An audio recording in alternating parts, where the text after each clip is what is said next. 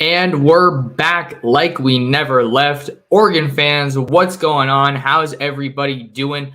How's everybody living? Hope we're having an awesome day. It is Sunday, April 30th, as I record this. Also coming to you live on YouTube and Twitter. I'm at Oregon Football Max Torres on YouTube, and I'm at M Torres Sports on Twitter.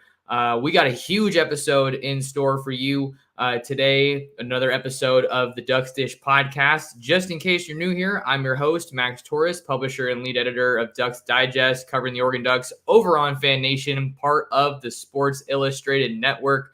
Going to be talking about the latest one, I should say, of the two latest commitments for Dan Lanning and the Oregon Ducks football program on today's episode of the podcast.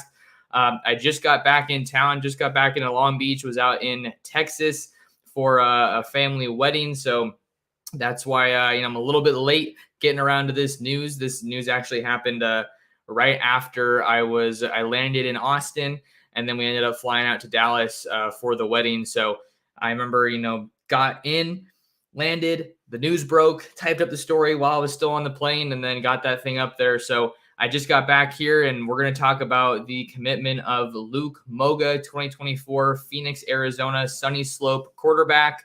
He's the latest quarterback to commit to Oregon, but isn't the latest person to commit to Oregon.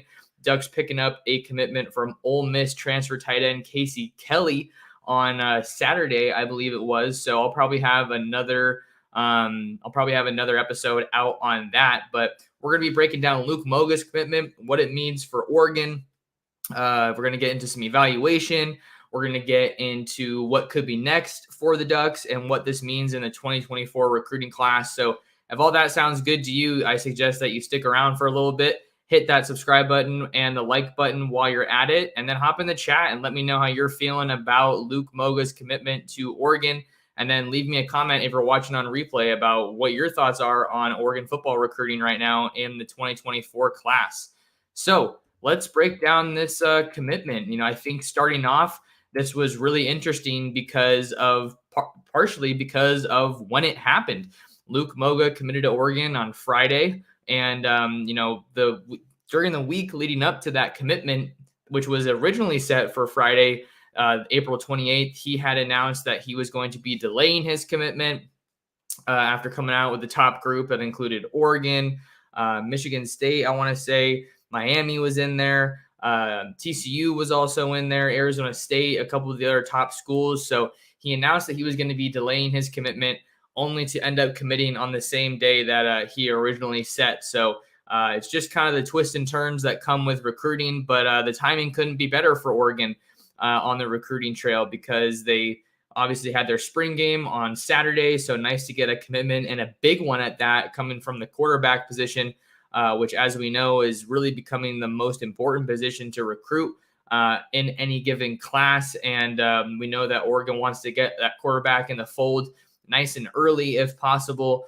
to really get some momentum going on the recruiting trail and kind of have a face of the program, if you will, or of the recruiting class. But maybe they'll have multiple faces of the recruiting class. We're going to talk a little bit later in this episode about the approach by Dan Lanning and Will Stein and the rest of this Oregon staff to recruiting the quarterback position, and if they want to take two quarterbacks possibly in this class, because we all know, or most people know, if you follow recruiting, if you read my stuff, that Michael Van Buren, Baltimore St. Francis Academy quarterback, was also on campus this past weekend.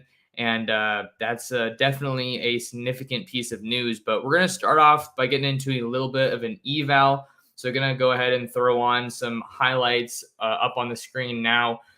So 2024 quarterback, 6'2.5", 195 pounds, and his 2022 junior season stats, 2,808 total yards and 31 total touchdowns, playing for Sunny Slope High School out there in the Phoenix area. So let's get into a little bit of an eval. So I think with Moga, the first thing that really pops off for him, you see some really nice throws here on the top, off the top of his highlights. Really nice deep ball in some of these clips. But I think what a lot of people want to talk about is right here, this read option, QB keeper, and just one cut and just gone. So this guy has some seriously elite speed for a quarterback, and you see there the ability to throw against his body on the run. That is not easy to do. But 10-7 speed in the 100 meters is not something that you find very often with quarterbacks. We obviously know the ability of a dual threat quarterback to thrive at Oregon, most recently with Bo Nix coming over from Auburn and just lighting things up through the air and on the ground. So I'm not saying that Luke Moga is Bo Nix, but I think you can definitely see some kind of similarities in their game, right? If you're looking at someone to maybe compare him to even just on the Oregon roster now, I think Bo Nix is a fantastic starting point. Obviously, Bo Nix, much more of a refined passer than Luke Moga, but you look at the improvisation ability, the ability to throw off platform. Again, I got to run that one back. That was an amazing throw. Rolling out of the pocket, extending the play. Here you see him here around the 20, and he rolls out going to his left and then throwing against his body there to go across the middle and just throw a dart to midfield. So I think that, one of the biggest things that stands out to me about Moga is kind of like, it's not a knock, but he is pretty raw mechanically. Just as a passer. That's not to say he isn't skilled, because clearly he's incredibly skilled. But I just found this out actually right before I hopped on to record this podcast. I was looking at his 247 Sports profile, so I got to give credit to the folks over there at 247. They do an awesome job. He actually played wide receiver during his sophomore season, or at least he had some experience playing wide receiver, recently.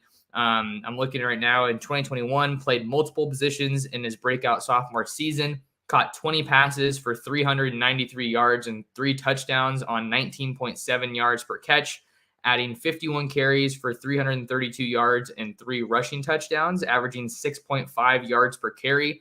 And then here you go, also completed 11 of 29 passes for 185 yards, 2 touchdowns and 2 interceptions, and he even returned some kicks. So you are getting a phenomenally versatile and athletic guy here in Luke Moga.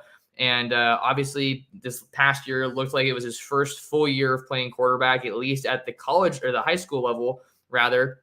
So he's only going to continue to improve and, refine his game. So I think that, you see him here again, extending the play and going on the run.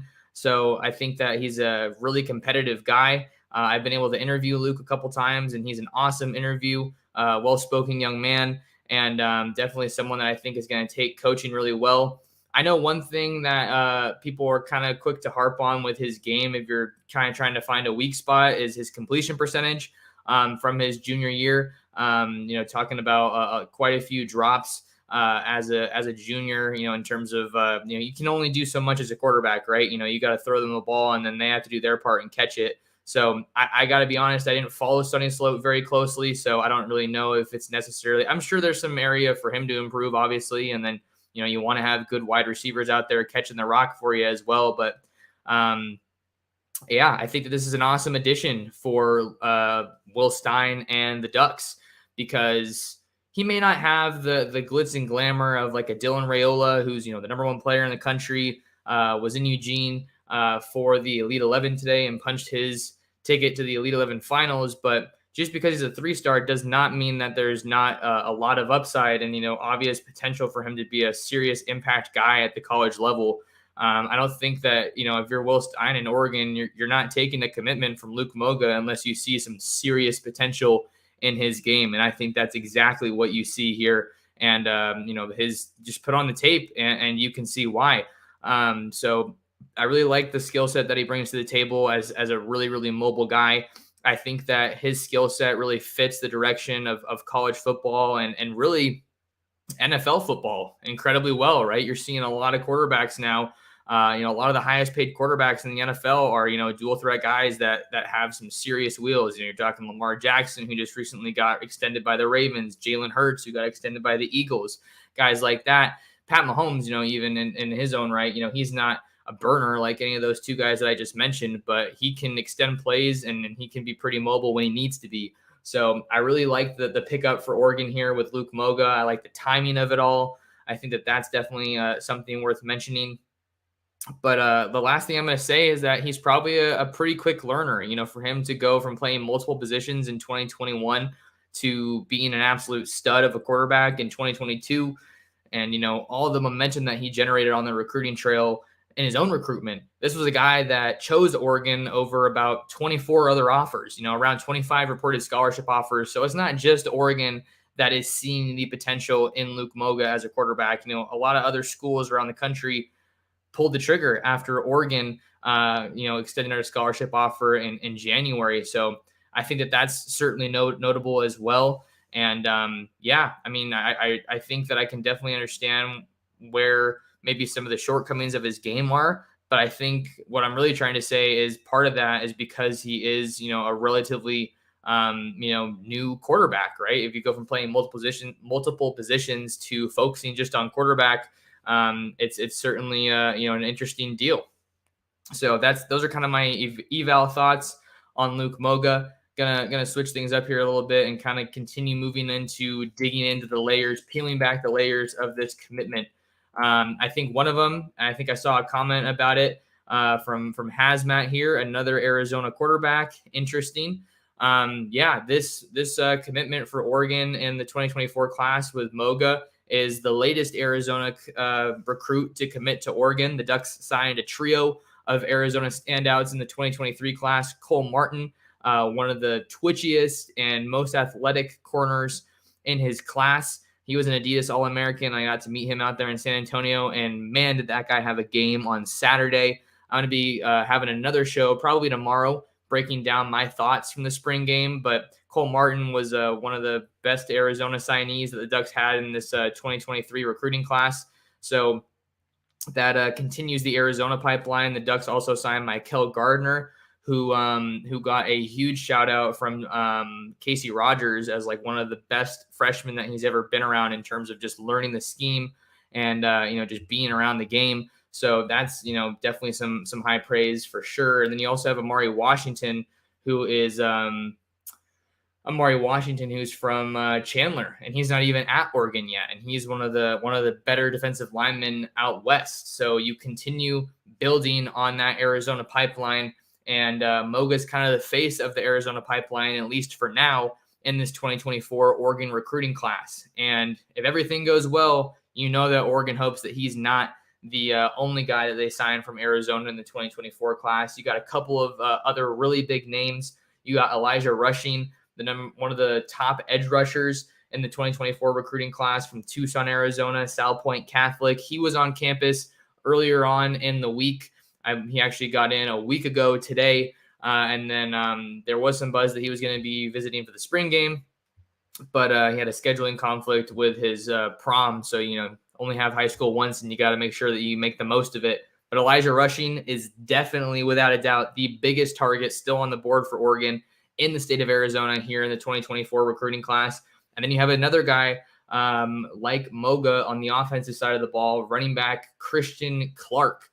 Christian Clark's a pretty big-time running back in the 2024 class, and I know that he is one of the top targets for Carlos Laughlin in this 2024 class, also from Phoenix, playing at Mountain Point High School, 6 foot, 195 pounds, 4-star guy, 27 reported scholarship offers. You have Oregon up there in the mix with Georgia, Texas, USC, and Christian Clark was on campus, I believe, just the week before the spring game. So obviously you're seeing some of that mutual interest. I always talk about how important it is to track the visits and where guys are ultimately getting out to take some trips, because that shows you where their interest really lies. And then you also have Miles Lockhart. There's a lot of guys. This is a loaded class for Arizona in 2024, but Miles Lockhart is another big-time guy. He was on campus for the spring game as well. Big-time cornerback out of Basha High School in Chandler, Arizona, where the Ducks found Cole Martin. Miles Lockhart's going to be a tough pull for Oregon at this point. I'm just going to give it to you guys straight. It's not always necessarily good news for Oregon. It was great that they got him out on campus for the spring game, but Miles Lockhart has been pretty vocal about Ohio State being the leader in his recruitment. But, Demetrius Martin is one of the best recruiters in the country. And then you also have that teammate connection with Cole Martin. So I'm not counting the Ducks out, but I'm definitely saying that they have some ground to make up, and maybe they were able to make up some of that ground this weekend with another strong visit for Miles Lockhart. Also have schools like Wisconsin in the mix with Miles Lockhart. So kind of a couple other guys that are worth watching here in the 2024 recruiting class out of the state of Arizona. I got one more point I want to get to, and then we will get to some of the questions and comments in the chat. I think the biggest question that kind of comes to mind after Luke Moga's commitment is Oregon going to take two quarterbacks in the 2024 recruiting class? And I can't definitively say yes, but the fact that both Luke Moga and Michael Van Buren were on campus at the same time after recent visits to Eugene earlier in the month, I think says a whole lot in terms of obviously where they're at with their interest. Michael Van Buren has Oregon in his top three schools right now. You got Oregon, Penn State, Maryland as those top three schools. Also probably worth mentioning that the Elite 11 in Eugene, that the regional that was held in Eugene today, was probably a big part of why Van Buren made that return trip. But if you have a guy that's as highly coveted as Michael Van Buren, Under Armour All-American quarterback, playing for a national powerhouse, down to three schools, you know that Oregon feels like they have a very good shot in this recruitment for Michael Van Buren, who was just on campus recently. I think for Oregon, this is a really interesting question because Oregon hasn't taken two quarterbacks in the same recruiting class since 2020. That was the year that the Ducks signed Jay Butterfield out of the Bay Area, and they also signed Robbie Ashford, who was an Under Armour All-American quarterback out of the state of Alabama. Obviously, both of those guys are no longer with the program. Jay Butterfield opting to go back home to play for the San Jose State Spartans, and then Robbie Ashford going back home to a sense, right, to his home state of Alabama to play for the Auburn Tigers. And maybe he's the starter this year for Hugh Freeze out at Auburn. So this question from Johnny, to Max, has Oregon committed to taking two high school quarterbacks in 2024? I don't think they've necessarily committed to doing that, and no one's going to go on record saying that, but you just kind of have to track it, right? Who are they offering? Who's coming to visit campus? Now that spring ball ends tomorrow on Monday, May 1st, the Ducks are going to be hitting the road to get coaches out on the recruiting trail and evaluating. So guys that they go to see, that's really, really valuable time. Spring football is going to be over, so it's not like they're going to be missing out on things in Eugene. But, getting to just all the guys that they have offered are across the country. It's not going to be an easy trip for them. So I think tracking who gets visits from the Oregon coaches this spring and the spring evaluation period is also going to be telling about who some of those priority targets are. So to answer the question, Oregon hasn't committed to taking two high school quarterbacks in 2024. But just based on how these developments have unfolded, who the buzz is around, obviously Moga's in the fold. And I think it's interesting because I kind of answered this question with another question. And I don't have any intel on this question in particular, but I think it's a one worth asking. Do you think that Oregon takes a commitment from Luke Moga if it means losing out on a quarterback like a Michael Van Buren? To me, I don't think so. I don't think you take Luke Moga if you think it's going to, compromise your chances. Not compromise. That's not the right word. What am I looking for? Maybe it is. I don't think you take a commitment from Luke Moga unless A, you really like Luke Moga, which they obviously do, but B, you maybe don't take a commitment from him given how raw he is technically and mechanically if it's going to cost you losing out on a guy like Michael Van Buren, who it looks like Oregon has definitely pulled into the lead for right now. I've talked about this on previous episodes of the podcast and in writing my stories. Excuse me, sorry about that. In writing my stories, I feel like of the two quarterbacks, I feel like Michael Van Buren is the guy with the higher floor, maybe the higher ceiling, but certainly the higher floor right now because he is more polished as a quarterback. And he plays the national schedule, so he's going against some really, really tough competition all the time. So I don't say any of that to downplay Moga's commitment or to criticize Moga at all. I want to be perfectly clear about that. I'm just saying, I don't think that if there's a quarterback, you don't take a commitment like this if it's going to cost you losing out on a guy who is maybe a little bit more capable or projects to be more capable of having an impact on your program sooner than it does than someone else does. So I think this kind of also raises an interesting question. Taking two quarterbacks is pretty uncommon when it comes to today's era of college football.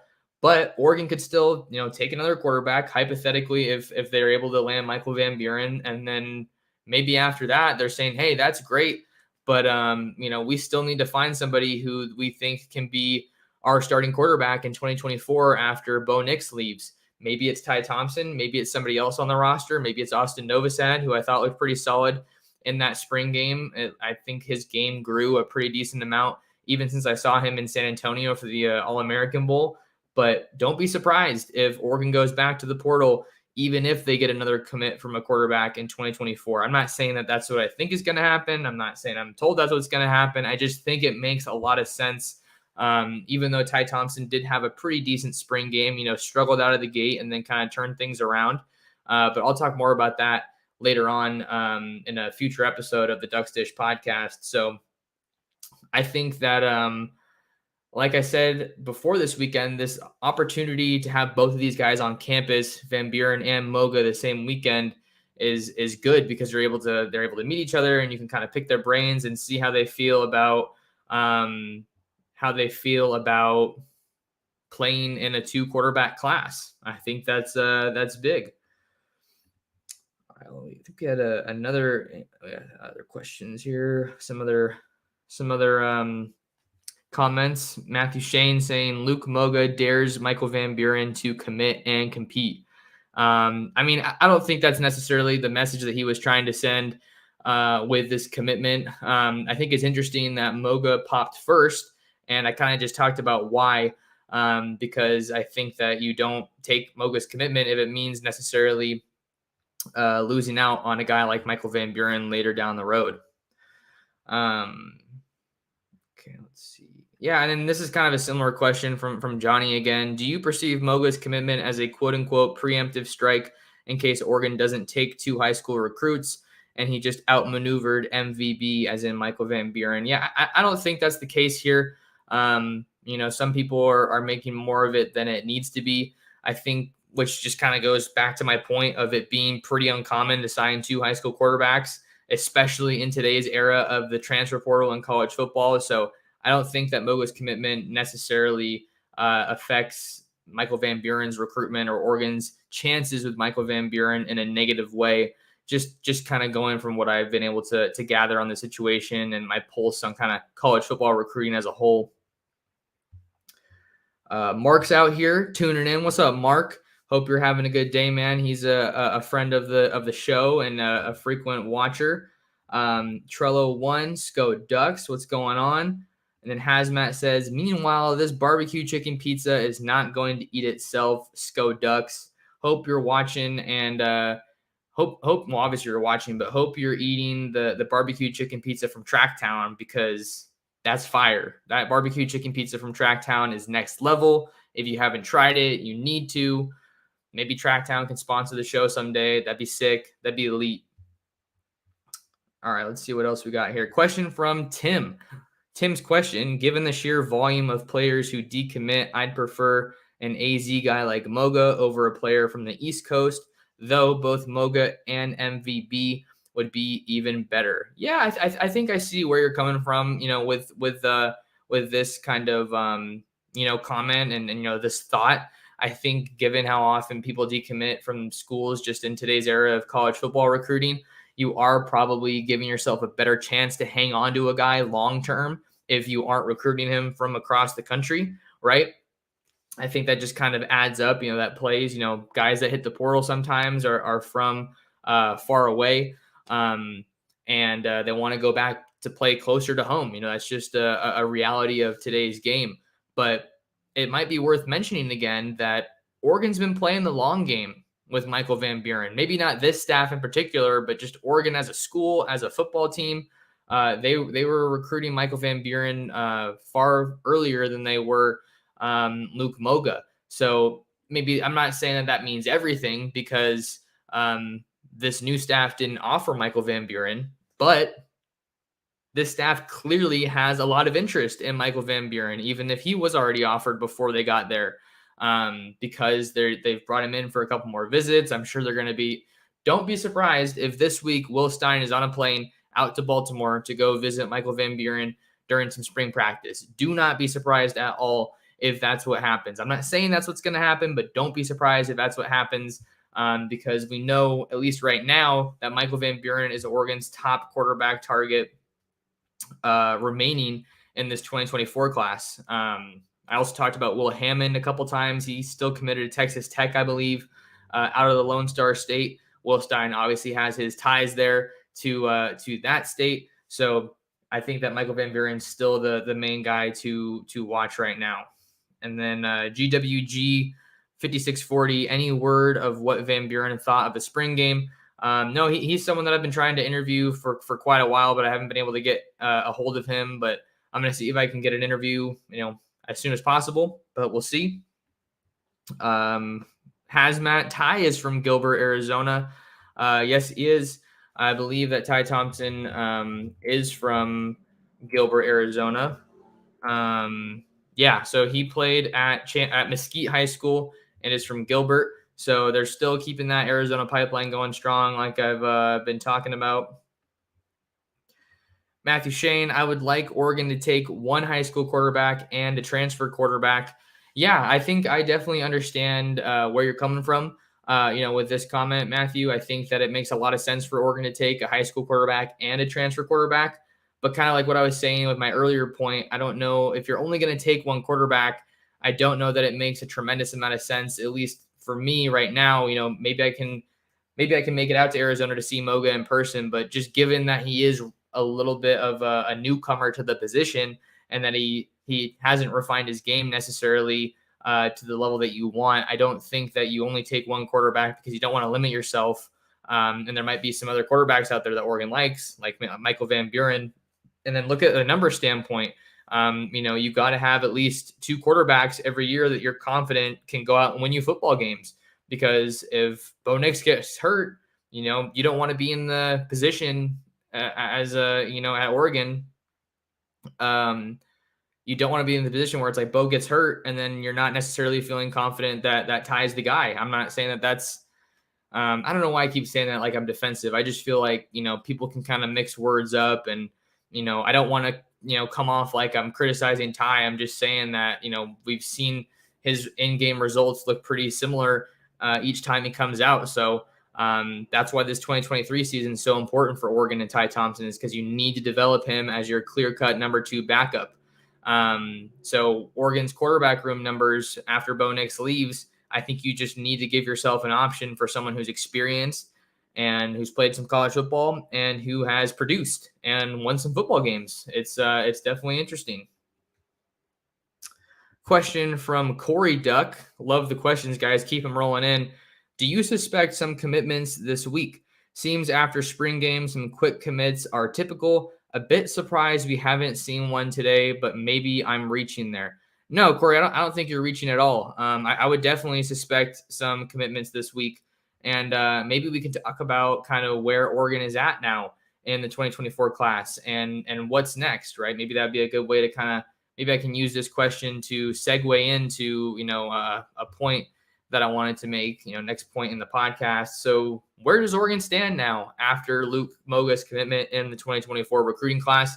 I'm looking at the 247 Sports rankings, and they have the number 9 overall class in the country, number 1 in the Pac-12, and they now stand at 10 verbal commitments, and a number of those guys were on campus in Eugene this weekend for the spring game. Jordan Anderson, wide receiver out of Newport Harbor High School, he's the headliner. He was on campus has been a very vocal recruiter for the Ducks. Aaron Flowers, new safety commit for the Ducks out of Forney, Texas. He was also back on campus this past weekend.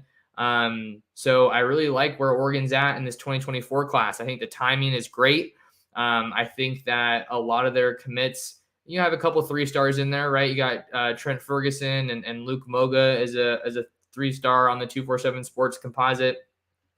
3-star on the 247 Sports Composite. Jackson Ford, the new tight end out of Melissa, Texas. He's also listed as a 3-star, but I think that all of those guys have a tremendous amount of upside. But this is going to be an important class because Oregon needs to get very close to the top 5 if they want to be competing for a national championship. I mean, we see it every year. All those national championship winning programs are typically consistently in the top 5. So you got a couple of really good receivers in the mix with Jordan Anderson and Tyseer Denmark. Get your DBs rolling with Aaron Flowers. Couple of offensive line commits with Fox Crater being your highest rated guy out of Evergreen High School in Vancouver. Ducks are going to need to battle to hang on to him with so many other schools showing interest. You got Trent Ferguson out of West Salem High School.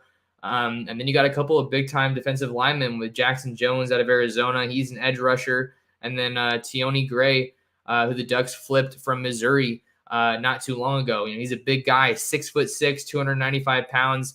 Definitely checks off that box of, you know, physical kind of guys that you don't, those body types that you don't find out west. So I really like the balance with Oregon's recruiting class right now. And I think that, you know, don't be surprised if there are some commits this week for Dan Lanning and the Ducks. And maybe some of them come from guys that visited this past weekend.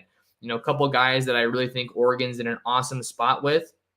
Some top targets. You got Kamar Matudi out of Studio City, California, Campbell Hall High School.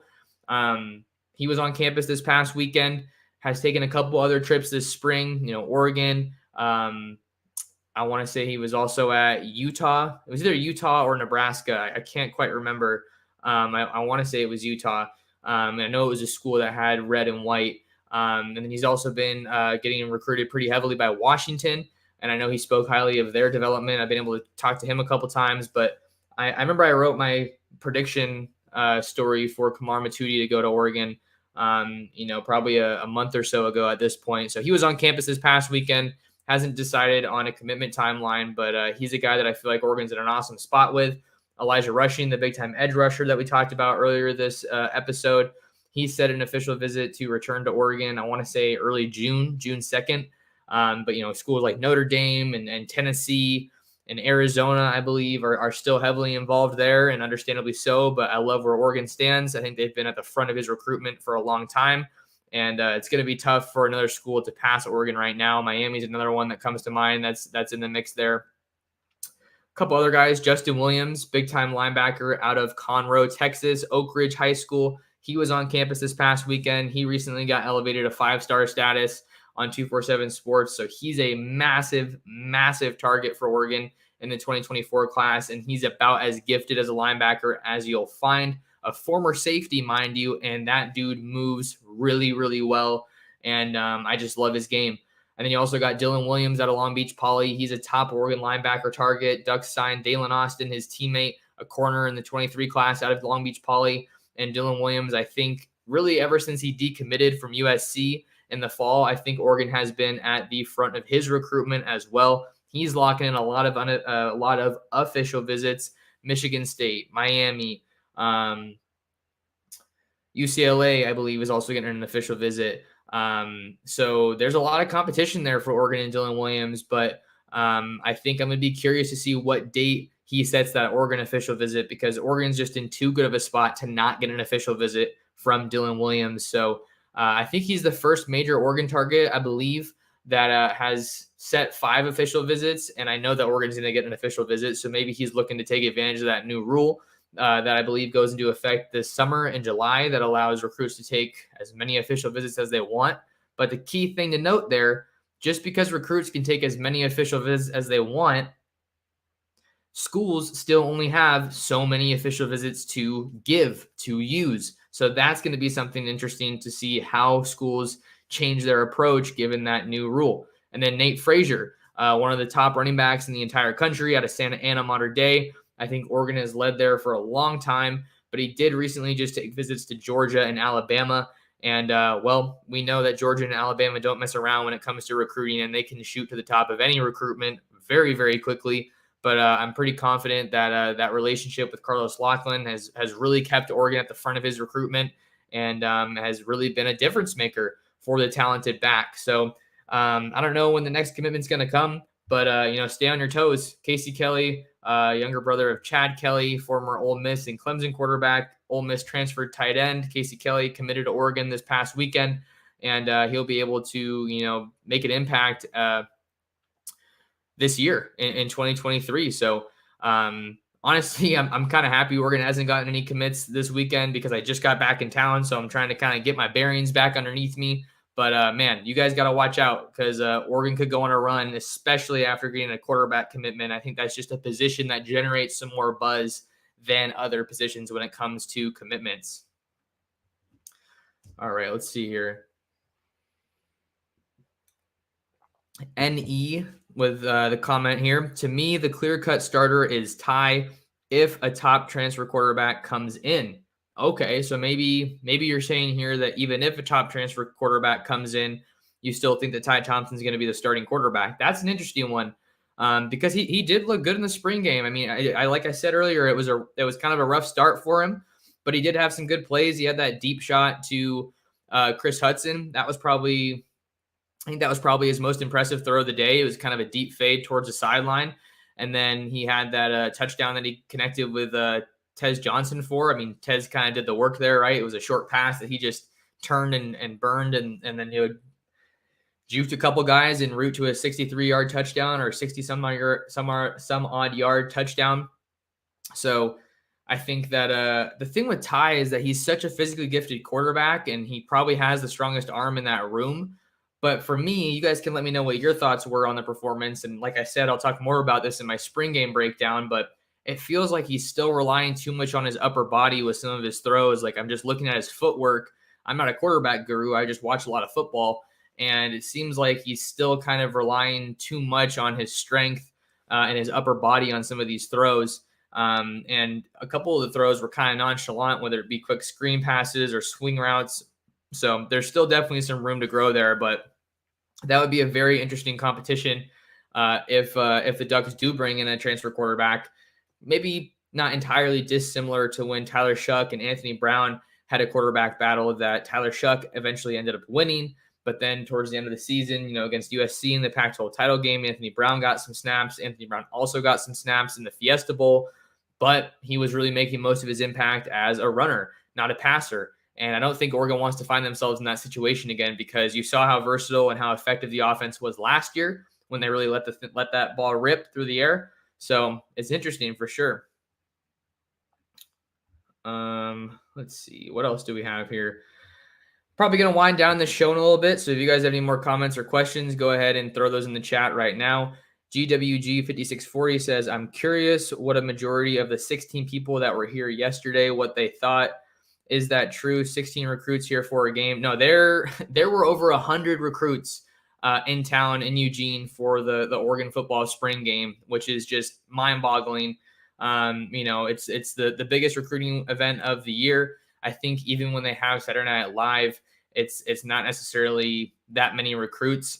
But that's another event that we've seen generate a lot of recruiting buzz for Oregon on the recruiting trail. So trying to think about what's next for Oregon now that Luke Moga is in the fold. Like I said, obviously all the attention is going to turn to Michael Van Buren and what his decision is with his recruitment. Right now, Michael Van Buren is working from a top 3, and he has a commitment date set for July 8th. But I'm curious, is there any flexibility in that commitment date for Michael Van Buren here in the class of 2024? But another guy, maybe the next big name to watch for Oregon, potentially on Quack Watch, as Oregon fans like to say on Twitter, is Gary Bryant Jr. The USC wide receiver transfer is going to be announcing his decision, I believe, on May 13th. That's a Saturday, and I think that he's going to be having a little ceremony out here in Southern California. So I got to try to get on the phone with some folks and see if I can make my way out to that ceremony. But Oregon's looking like they are the leader right now in that recruitment after getting some crystal ball picks from Greg Biggins. He's a top SoCal guy, which is, where Gary Bryant is from. He went to Corona Centennial, was an All-American that had to Oregon as one of his top schools coming out of high school. And then he also had Washington as one of his top schools, which obviously didn't matter much when he was coming out of high school. But now that he's in the portal, guess who's at Oregon? Junior Adams. So they have a good relationship. They feel comfortable with each other. So I'm really curious to see what Gary Bryant ends up doing with his decision. And if he ends up going to Oregon, where he slides in that wide receiver room. Texas A&M and Miami, 2 other schools that are still involved. Mark says Ty should get some live reps against Portland State. No, that's definitely true. I think that's obviously the next opportunity that we're going to get to watch Ty Thompson work, and that should be a blowout game, right? You know, the Ducks shouldn't have any kind of an issue with the Vikings. My best buddy Michael went to Portland State, so every time I see him and we're kind of talking about Portland, always got to throw him a go Vikes. But yeah, that's a pretty easy toss-up game, not toss-up, softball game for Oregon to get their 2023 season started with. You get Bo Nix in there to start things off, run up the score, and then you hopefully you can get, Ty Thompson in there, or maybe even Austin Novosad at some point. But yeah, getting Ty Thompson reps is an absolute priority in the 2023 season.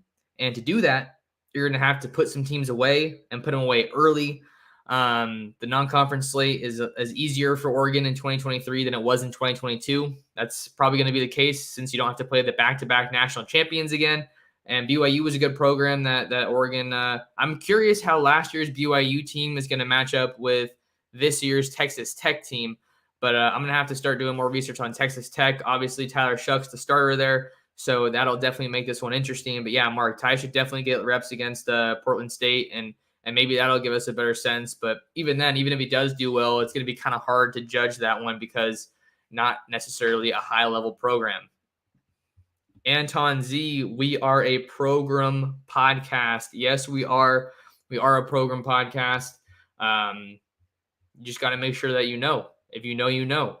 If you guys have been listening, you know that it's a program podcast. But yeah, big commitment for Dan Lanning and the Oregon Ducks with Phoenix, Arizona, Sunny Slope quarterback Luke Moga hopping into the fold over the weekend. And this is definitely one that can kickstart a big run on the recruiting trail. So don't be surprised if we maybe see some guys hopping in the fold this week. I don't think that there's anybody other than Gary Bryant, like I mentioned, that has a relatively public commitment date set just yet, but I rattled off a couple of guys that I think Oregon's in an awesome spot with. So yeah, make sure you guys stay tuned in and see what else is going on with Oregon football, wrapping up spring ball tomorrow, Monday, May 1st. And then I believe the portal closes today. So maybe something can happen tonight. I don't know. Just trying to kind of get back up to speed now that I'm back in town from the wedding. But yeah, guys, do me a favor, smash that like button and subscribe to the channel. It really does a lot to help support what I'm doing, covering Oregon football and Oregon recruiting, which is what I'm most passionate about. And then do me a favor and share the Ducks Dish podcast with your friends, family, other Duck fans. That's the best way you can support the channel. But greatly appreciate you guys taking some time out of your day to talk some Ducks, talk some Cruton with me, and make sure you tap in with me at Torres Sports on Twitter and Instagram. And until next time, I'll see you in the next episode of the Ducks Dish podcast.